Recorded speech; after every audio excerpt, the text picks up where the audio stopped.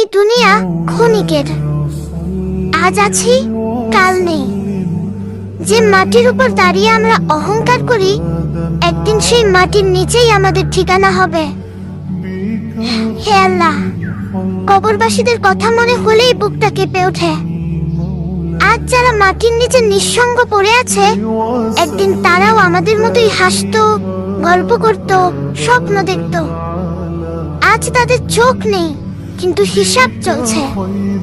তাদের জিহ্বা নেই, কিন্তু প্রশ্ন থামেনি।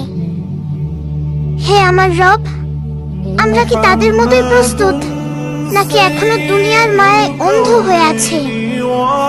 ইয়া আল্লাহ, যখন কবরের অন্ধকারে আমাদের রাখা হবে, কেউ থাকবে না পাশে, না বন্ধু, না পরিবার, না প্রিয় মানুষ। শুধু আমাদের আমলই তখন সঙ্গী হবে।